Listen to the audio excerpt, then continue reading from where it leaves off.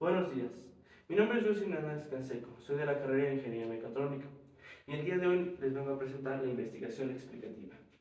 Primero, antes de llegar a este punto, debemos de conocer qué es la investigación. La investigación es un proceso sistemático por el cual se intenta recabar una serie de información acerca de un fenómeno, las causas, la descripción y características del fenómeno, entre ciertas cualidades del mismo. Con estas se intenta llegar hacia un fin o predecir en algunos casos el fenómeno que se podría generar. En este caso, la investigación explicativa nos habla de aquella investigación en la cual nosotros buscamos una causa y un efecto. Una causa y efecto. En esta causa y efecto, nosotros buscamos cuáles son las razones por las que se dio un fenómeno y qué es lo que va a provocar esas mismas razones o cómo se van a dar conforme vaya pasando el tiempo.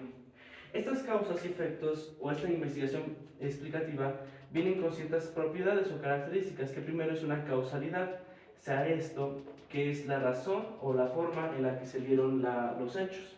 También va a tener una experimentación, en la cual lo que se va a intentar es volver a retomar los mismos hechos a partir de distintos, de una experimentación nueva en la que se retomen las causalidades que antes se pudieran haber obtenido. Y todo esto también va a tener un marco teórico, o sea, antecedentes ya registrados de los fenómenos que se están investigando con el fin de recabar o de mejorar esos mismos conocimientos con nuevos métodos o con nueva información. Todo esto nos permite realizar una explicación de las cosas tal y como se dan, de cuáles son las causas nuevamente y cuáles son los efectos que esto pueda generar. Un ejemplo, en la mecatrónica, sería un motor. Si nosotros tuviéramos un pequeño motor, por ejemplo este que tenemos dibujado aquí, y nosotros quisiéramos saber cuál es la razón de que este se esté sobrecalentando, de que ya esté disipando demasiado calor y no se pueda controlar, o que tal vez ya se empiece a dañar por ese mismo calor, nosotros tendríamos que irnos hasta la parte más fundamental de ese motor, que son su estator y su rotor, que está compuesto por una serie de cables. Por estos cables pasa una cierta cantidad de corriente eléctrica, y esta corriente eléctrica, al pasar por ellas, por este conductor, a través de una resistencia, genera calor a partir de un efecto que se nombra efecto Joule. Este calor poco a poco pues va calentando al motor en su conjunto. Con estos datos, o sabiendo el efecto Joule, nosotros ya podemos conocer cuál es la temperatura o el calor que se va a generar dentro del motor. Estamos viendo una causa y el efecto en este caso sería la temperatura. Si nosotros volviéramos a considerar nuestro motor y viéramos que, considerando ese cálculo, sabemos que la temperatura es mucho más excesiva de lo que puede resistir, podemos observar métodos o buscar métodos a partir de un marco teórico que también incluiría al mismo efecto Joule, en el que podríamos buscar posibles formas de disipar ese calor. Por ejemplo, disipadores mejores, un material que lo recubra con una mayor transferencia de calor, o un ventilador que pueda ayudar a reducir la temperatura dentro del motor. Este es uno de los ejemplos que podríamos observar. Ahora, para poder continuar con esos ejemplos, nosotros tenemos un invitado muy especial, que es James Clerk Maxwell, quien es uno de los principales investigadores de los fenómenos eléctrico, magnético y fotoeléctrico, que nos va a permitir observar cómo es que la investigación explicativa se da en esta serie de investigaciones ya más a fondo. Por lo que recibamos con un buen aplauso. Buen día, o como dirían en Edimburgo, good afternoon. Me han traído aquí para explicarles un poco más de la investigación explicativa, de cómo estas se han dado principalmente en fenómenos como los que yo investigué, como la relación de la electricidad, el electromagnetismo y la luz. Cuando yo comencé a investigar todo eso, me surgió un problema, y es que nunca se había dado una unión entre la luz, la electricidad y el magnetismo.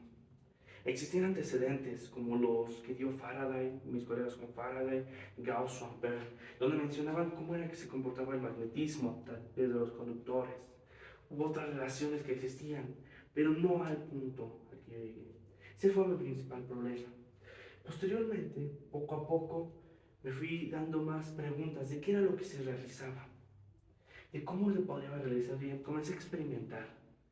Primero, mi primer avance fue agregar campos, darle relación a cada uno de esos, mencionando que existían campos. No tenían una relación aún, pero al momento de realizar cálculos, al momento de intentar predecir la dispersión de un campo magnético, yo pude observar que este tenía una relación exacta a la de la luz, de 300.000 kilómetros por segundo, igual a la de la luz. Con ello yo pude observar que entonces eran campos que se correlacionaban entre sí y que por ende tenían una relación matemática. Esos fueron algunos de los hechos con los que yo pude observar cómo se daban y donde yo utilicé la investigación explicativa. Y pues creo que con esto es un gran punto para entender la explicación explicativa. Por lo que éxito de sus investigaciones, o como dirían en mi pueblo, Wamat Ateile. Gracias. Un gusto recibir a Maxwell. Esperamos que nuevamente nos pueda acompañar. Aquí vamos a hacer una pequeña anotación a lo que dijo Maxwell. Para que su experimentación o su investigación explicativa se diera, se requirió de una experimentación muy específica, en la que no se requería como tal de una interacción directa con los materiales o con el fenómeno, sino que utilizaba sistemas o modelos matemáticos en los que lo que hacía era evaluar las posibles condiciones en las que se encontrarían esos sistemas. En este caso, pues los campos eléctrico, magnético y de la luz. Ahora, una vez que ya tenemos ese ejemplo, podemos dar otro más, que es acerca de la patente 2524035 de 1947. Esta patente es muy importante para el día de hoy, muy importante para las cosas que realizamos, para incluso que se pueda ver este video, para que todos los electrodomésticos o los más modernos puedan funcionar hoy en día. Y estamos hablando específicamente de uno de los elementos más revolucionarios, el transistor. Un componente que podría ser muy simple, pero dedicó de muchos años de su investigación, principalmente explicativa, para llegar a ese punto.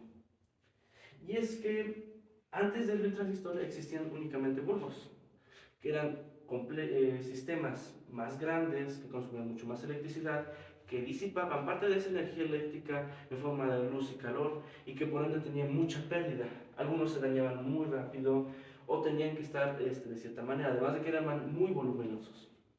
Por ello, en los laboratorios Bell, en esas fechas, en 1940 antes de 1947, comenzaron a realizar investigaciones acerca de posibles soluciones ante estos problemas. Lo que encontraron es que existían, ya desde antes, procesos en los que se podrían usar semiconductores para generar dopajes o cierto tipo de materiales que en unión a otros podrían convertirse o ser similares a lo que se generaba por un bulbo. En este caso encontraron algunos semiconductores muy especiales, como los semiconductores que son el silicio y el germanio, que al momento de ser dopados con otros materiales metálicos, tendían a tener ciertas características específicas que eran compartidas con los bulbos. Esto llevó a una revolución muy grande, en la que ahora se hacían sistemas mucho más pequeños, principalmente para transmisión de radiofrecuencias. El caso de ello fueron los antiguos radios de transistores que utilizaban de 2 a 13 transistores para tanto recibir la señal como para amplificarla y posteriormente emitirla por medio de una bocina. Si nos damos cuenta aquí, la problemática fue el que los bulbos no surtieran de ciertas soluciones. La experimentación aquí fue ir intentando ciertos tal vez dopajes o conocimientos anteriores sobre dopamiento de estos materiales para con ellos encontrar una posible mejora o un cambio de material. Posteriormente, una vez que se encontró, se volvió a reproducir esa misma experimentación para saber o para verificar que esto podría ser repetitivo o podría ser nuevamente realizado. Y con ello se llegó a la conclusión o al resultado de que era posible, y con ello obtuvimos lo que conocemos como transistores. Este es uno de tantos ejemplos que podemos ver en la ingeniería. Y nos muestra la importancia de la investigación explicativa, del poder saber por qué las cosas se dan, cuál es la causa y los efectos de que algo se dé. Y que con ello podamos definir, sabiendo las causas, ciertos problemas que se podrían dar y solucionarlos antes, hacer de forma preventiva una solución. En el mantenimiento esto también es muy importante. Y el saber las causas también nos permite definir posibles métodos o alternativas para llegar a un punto en específico. ya que como decimos, en el caso de la patente 2524035, un primer método de poder realizar la amplificación de audio podría haber sido el bulbo, pero otro método fue el transistor. Ambos tenían un efecto muy similar, pero uno mejor que el otro, y las cosas eran distintas. Entonces, este es un ejemplo de lo que es la investigación explicativa y espero haya sido de su agrado. Espero les haya ayudado a comprender cómo funciona esta y, entre otras cosas, mejorar el conocimiento de lo que es la investigación en general. Por mi parte es todo y agradezco su atención. Muchas gracias.